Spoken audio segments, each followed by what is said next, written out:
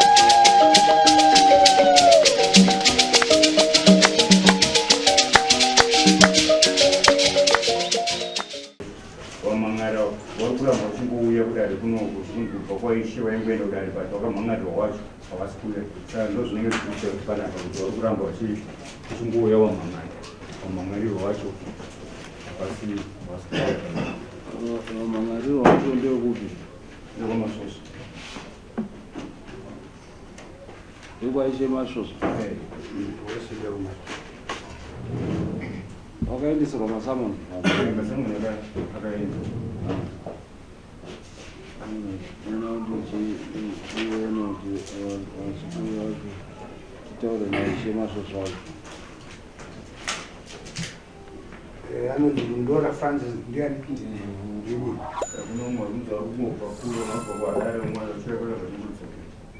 saka kuna Ndora Vincent ndio wasiri kuya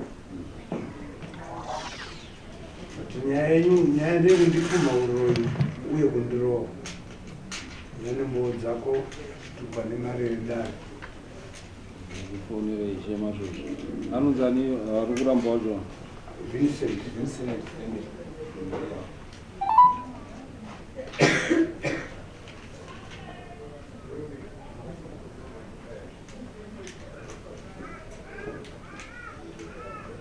The number you have dialed is not available at the moment.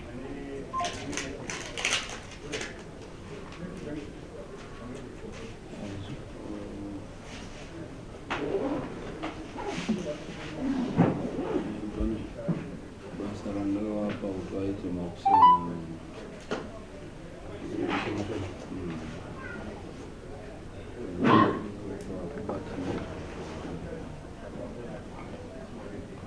The number you have dialed is not available. right since iyo ndo vari payo mirai patirongoeka mumbomira panze tibate ishe masvosvo ndingakuti pamusoro emambo tofunga nyaya iyi ndakakupai depa pendakaipanaka ndichiripota that case handiti wachiti inini ndawadaidza kudarika ndinge katata wasavasikuita sekuuya saka niwakaeka saka ngatichipei judgment ngaipinde ipiwe judgment bhadharai mari ipinde mari ndakange ndakupa yes ndindaroya ndikakuona nemota masamon makandipai masamon handiki yekutongwa makabhizera makabhizera handizivi mimi kuti iya yanga iri masamon ndo yandakapa mupurisa kuti aende kumasamon makabvisa mari 40 handiki yanga iri masamon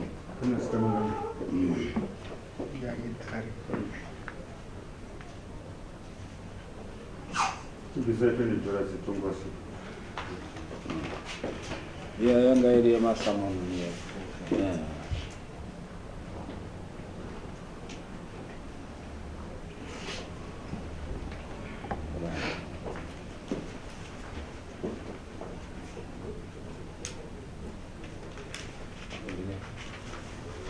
right zvisine makagara nyamba pafanira kugara munhu wani batgara Ndora Francis ndiwe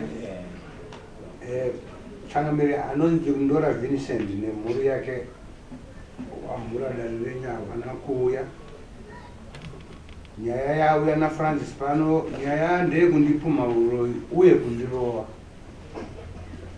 ende mbotavo chipani mare dare kana kirema unobhadharwa nei Mukati okay chitaura nyaya yako obva wataura kuti wakubhadhara nechinyi nekuti akutoitonga topa judgment kuti akubhadhare zvaakakuita zvacho zvaakataura zvacho kuti aege anyore mabharandi then obva wazotaura kuti inini ndoda kubhadhara nezvakati nemakosti ako awabvisa ndinoti pamusoro mamiriro akakaita nyaya iyi yenge ndofunga pane bepa iro rakanyangadzwa renge yakanzi Alexander family versus Benson family nekuti nhau yakabva pari pakakanganisa pakuzonzi Francis nekuti muri kuona tese takadai so kuti regedza nyingosumire nyaya changu muchiona takadai so tiri mabrothers tiri mumba 1 tina baba wedu wakashaika basi namai saka tina baba munini wakasara vari baba munini wakashaikirwa nemwana wavo musikana akashaikirwa South Africa ashaika mwana wedu akamuiga tamuiga musikana uyu akarongwa zuva renyaradzo rakarongwa muri musi wa 19 April mumashure ma19 April baba zvishokwadi wakandidaidza ndinge ndine shoko ndichirana ndobva kuti mwana wangu uri kuhere kushoko ndikati baba ndiriko zvikanzi ndiri kukumbirwa kuti usvike kuno ndobva tasvika kumba kuya zvedii baba ndobva tondedzerorina nekuti tinogadzisa nyaya dzotasai panapa ndinogara ndega saka tinoti mukirina wopamba muonzwa midziyo yenyu pano saka takaita saizvozvo 19 akasvika tikaita nyaradzo yedu mairi Friday then murume wemusikana wehanzvadzi yedu akashaika ikenge ari South Africa anokwanisa kusvika musi wa 19 saka date taisazoti rinonzi musi wa 20 saka takaita nyaradzo musi iri Friday takangokumbirawo vanhu vebanzi kuti vangoti manheru kuwaraidza vanhu then vanhu vakaita kusvika musi Saturday makuseni pakasvika muzukuru wangu mwana watete tikamukumbira tikati one vanhu vechechi aya havasi kuita sei havasi kuuya saka iwe tiri kukumbira kuti totipinziro misa anoita pastor weChurch of Christ tatokumbirwa muzukuru kuti utipinziro misa tiwana vanokuparara vangaramba vakaita sei vakagara zvechokwadi muzukuru akaita saizvozvo vanhu vakapedza kuita misa yavo vanhu vakadya ndobva vanzi kune mabhora ariona ndobva tabva edu payapayapa vataita kumabhora ariona vakomana vaningini vedoko enge varipo takaenda kumabhora tapedza mabhora pataenda kumashopu tiri kumashopu kusvika kutopetaka waningini vedoko vari pabofanirwa nababa zvikanzi vanhu vechechi vaya waita sei wauya saka takabva kubva wakuya kwatikenge tiri tikadzika kumba ndine mukoma wangu watiri waini tinanedza ndofunga tiri mapasti 7 takasvika pamba pangu inini ndakasvika pamba pangu inini tichida kuti titore mabhachi tichikwira kuti kunzi vanhu vechechi waita sei wauya takasvikaona pamba pedu vanhu vaita sei vakiya pamba pangu ndobva takwira tikati abula zange tinopiwa makii tiita sei toiti kinyo titore mabhachi tione mararire tinoita panyaradzo zvechokwadi takaenda kumba kuya takatosvika patagarawo padare pepaine varume vanhu vechechi unenge wasvika zvechokwadi wakasvika waine pandamu yavo wakatopakawo kumusoro then wangaputsa zambara ravo wedare wengori kuno kwechechi vari kumusoro ndijana saka takangosvika padare papachiutekedza tiswedzana nababa hatina kumbotora kana 5 minutes pane mombe yekenge yauya nemuzukuru wangu aida kubhadhara mombe iyi uri musi akanga atobhadhara kudhara mari yacho andipa inini ndobva ndatenga mombe ndobva ndasira baba avo saka tetine urongwa nemombe iyi uri musi wesandi chitika ndapedza zvechechi then ndochipinza mombe yehumai yemuzukuru musi wesandi saka wanin'ina wangu awo wekubhulawayo wakanga wasingazivi urombo hwete takaronga nani nababa saka petakasvika pamoto payapayapa tisati amboswedzana newamwe kudai munin'ina wangu manonzi Witness akatanga kuti hey guys ndimi murubva kutosvika tinoda kuti tibva tagara tataura nenhau yemombe yemuzukuri ndikati homana honai nhau yemuzukuri kai panapa pawandidzwa zambara ngatimboterezwa zambara nhau yemombe yemuzukuru toita sei totaura mangwana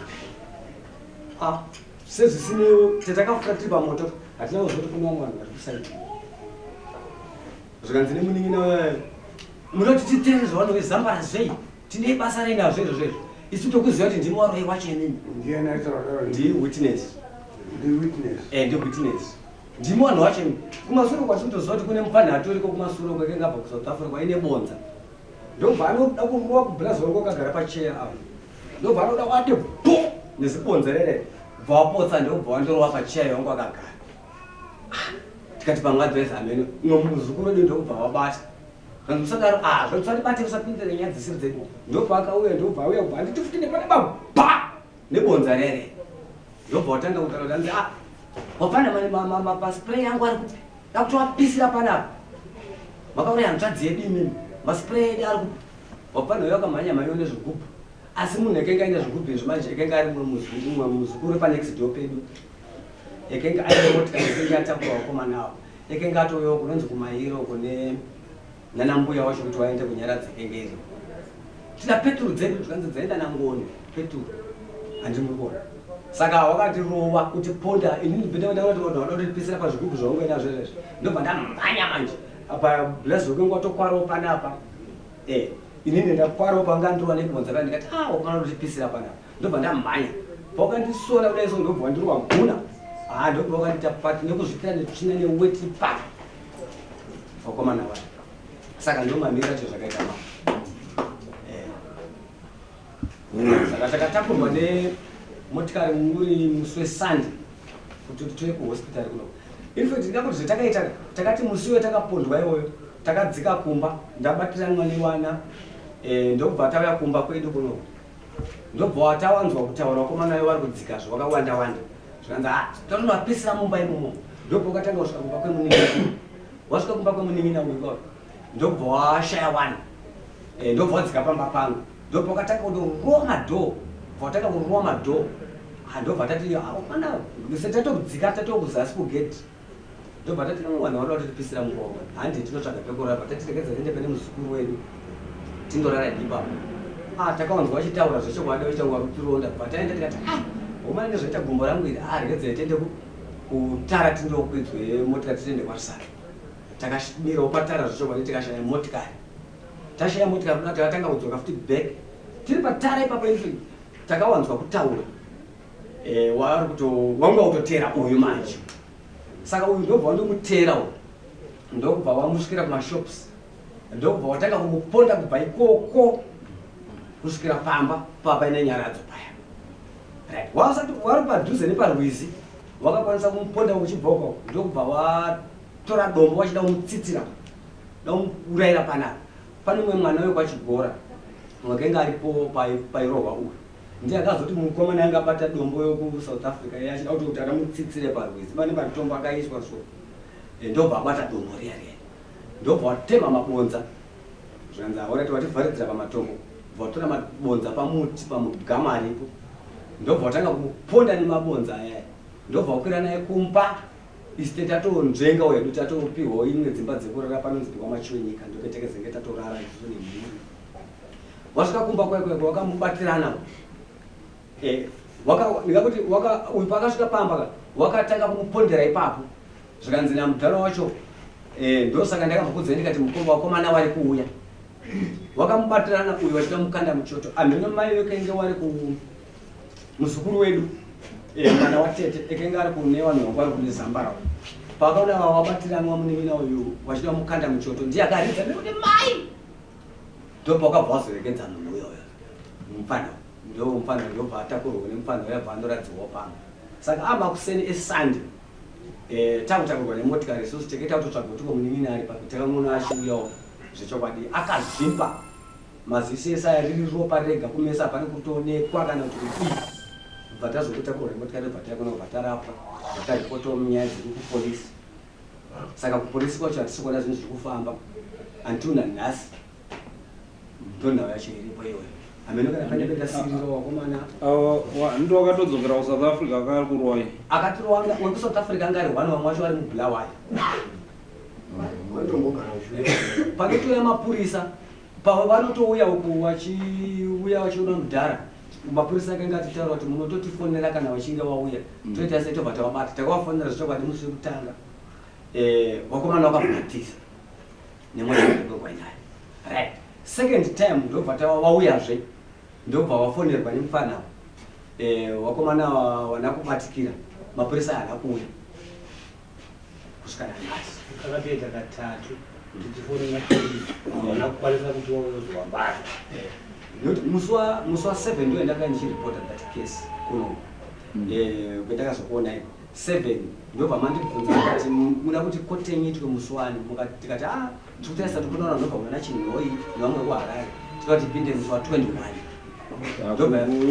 auipa nekuti wari kutotiza mai mapurisa zvakare vanonzwa kuti wakauya panapa kutodaidzirwa mapurisa wachitorwa vari kuti iyo baba wacho manje handiti ndo wamakadaidza kuti baba wacho wamakadaidza kuti auye ndi baba wacho Vincent ndiakati family yawo ndi baba wacho ane mboni but Vincent ndi baba wacho ndi baba wacho ndiwane mwana akafa ndiwane mwana akafa South Africa saka witness mwana wa Vincent wakomana wekwengu ari 5 wakati ponde kuti wakati 1 ndine isusu tina plus tiri 2 iyo wakawanda plus muri mabhara zvanongo chimbozo ndobva wazotera ari ega kwakuchina mutora kwangomusvikiro kumashops zvikatonzi uyakunotuti kuda kumba uko kune chechi kumba uko hande ndobva mubata bhurukwa ndobva wati naye iye hasimboziva kuti ndozvechokwadi pamwari minawo ndizvozvo ungosvika pangobva pachinga pamashops kusvika pahopa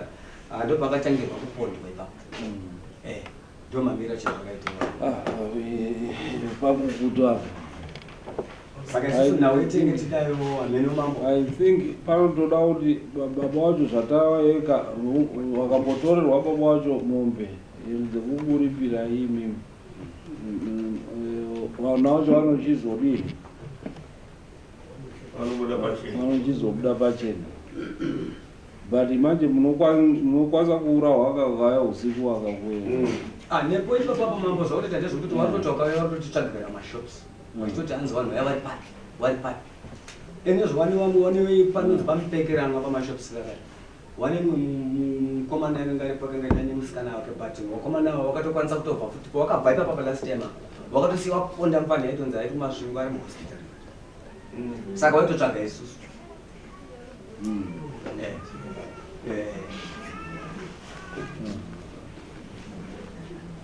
asi makabereka amuri kufunga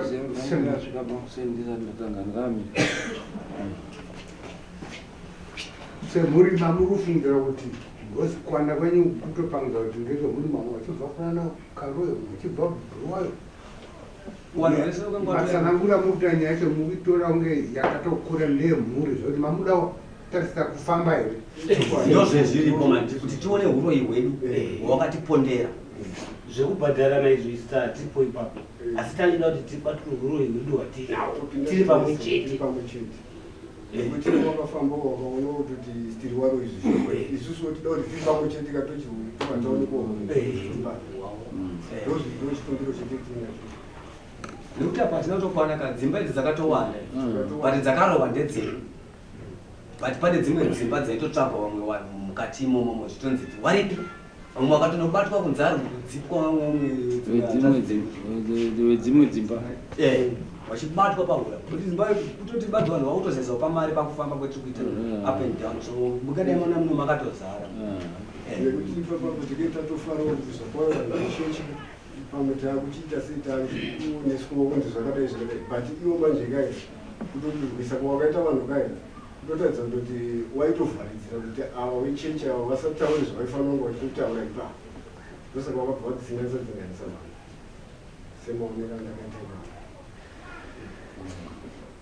right iyo semaonera munyaya iyi kuti titonge paiswe judgment tingangoise but chiri kudikwa chaito kuti mumwe vanhu vatoisirwe force yekuti vange vatoripo havatouyi kana kuvataura kuti uyai hauyi bhozi unosvika kupolisi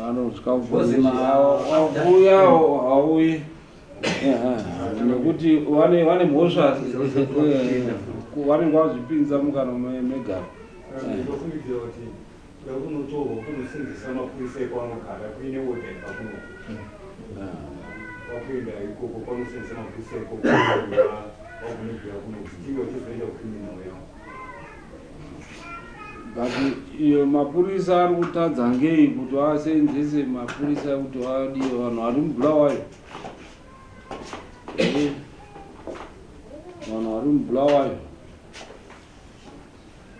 isusu chakatisambisa chinhu wani chekuti baba wanokwanisa kuuya vachitaura kuti vana makakwadzwa madhero nendiripo havanombokwanisa kutomboya kana nababa munye varipo kuti muzoti wana wavo wakawa it means vanenge vaine rimwe chete nemwana wavo. It's complex.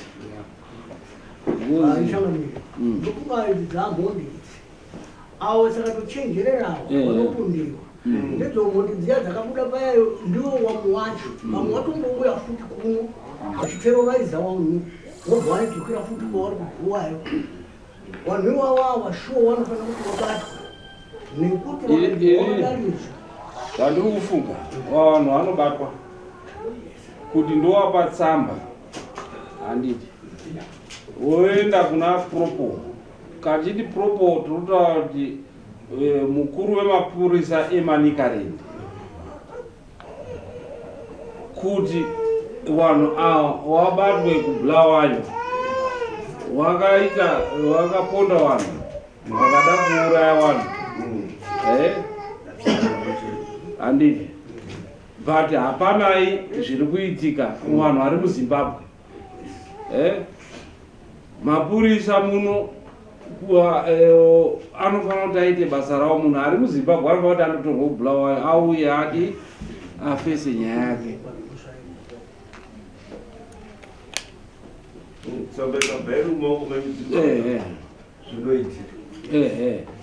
Ndoenda kumukuru wemapurisa wacho weManicaland kuti vanhu ngavabatsirwe, vanhu vadii, nekuti vachauya kana usiku vakavaponda. Isusu kuno kwari kuramba futi kuuya kudare ende hatinai mauriro avangaite kudare nekuti vari kuBulawayo. Hongu baba wacho kuti vave kudare tokwanisa kuti through Ishe Masvosva tobatana nemapurisa voenda vondotorwa nemapurisa edu vouya kudare. Asi ava vari criminal manje vanouraya vanhu.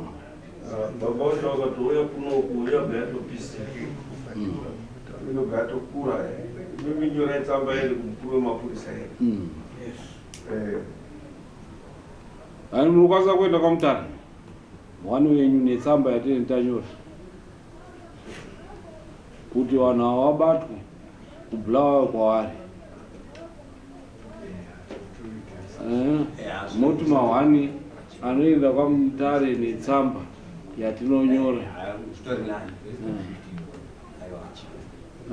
$3 kuenda uko, $3 kudzoka mutare, $6 kubva kwenyu kwemari 2 saka panoda 10. Omwe toenda nekambowa kako kesadza kuti unodya hauzotengi 10 inokwana 3 kuenda 3 kudzoka 2 $10. Right. Saka mabharani haapo mongouya musemande makuseni muchinyorwa tsamba muchibva maenda ovharwa pasi namabharani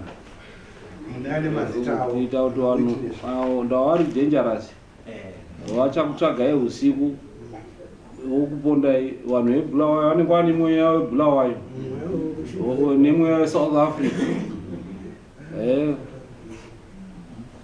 Saka kudzivirira izvozvo ndo zvinodiwa. Kana wazouya manje baba wacho vanenge vakuziva vana vavo vasungwa wese nababa wacho vasungwa vanozotiona kuti vanoterama. Iyo yekuti baba wacho vauye tichivatonga vari vega inoita here wedare kaundichi vatonga vega changaaiasingaitichaangira information yekezva kwebaba vabatwe neunyoro votsvaga information yevana vavo. Mapurisa akauya kana vachizaparusaidza mwana wavo aniti vakatongozaparusaidza mwana wavo zvanaka nokuti ipapo polisi vezvaitutiranje obva asungwa ipapo zvivanda kubatwa nereji. Baba wacho vanenge vachitoda kuti robatwa kunoku wopa information wobva wamboyekwa mapurisa voenda kuBulawayo panzvimbo dzavataura vasati vavafonera kuti muri kutsvagwa. Ndo zviri zvaakutodiwa iyo investigation iyo. Vanhu vange vasiri antu akanga wauya wachinge wekuchechi niweruvu ndewamo wechechi vari vega pakati penyu hapana nezivo panosenza mumavakomana location yaanogara wanogara munonzi muchiko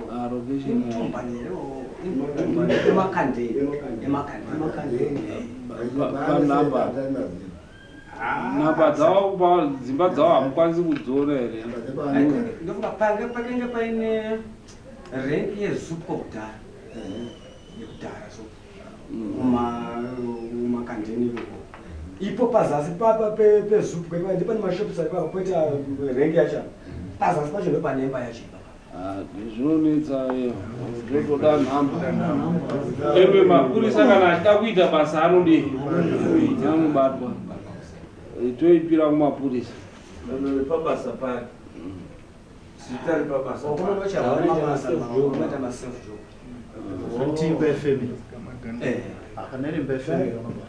vanobatwa ipapo ndo paunotogara mukuru wacho ipapa wanin'ina wacho vanotoroja mumasaidi imba iyi ndeyababa ava mudhara avo saka ndo panogara mukomana mukuru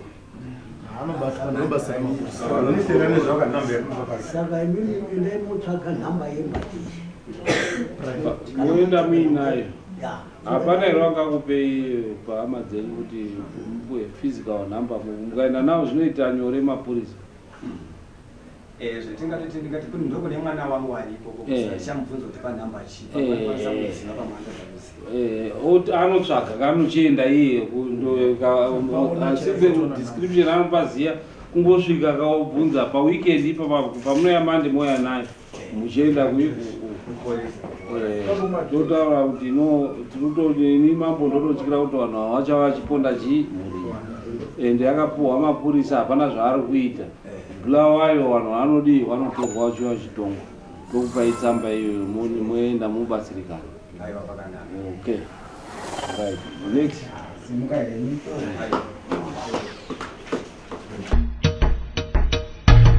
Come to Raphael Signs, where we transform your everyday moments into extraordinary memories with our Bespoke mug printing services. Whether you are looking to immortalize a cherished photo, celebrate a special occasion, or promote your brand with a personal touch, our high-quality custom printed mugs are the perfect solution, which are ideal for gifts and corporate giveaways. Choose Raphael Signs for your mug printing needs. Call us now on the number on your screen for a free quotation, or visit us at 91 Livingston Avenue, corner 8th Street, Shilo Building, Harare, Zimbabwe.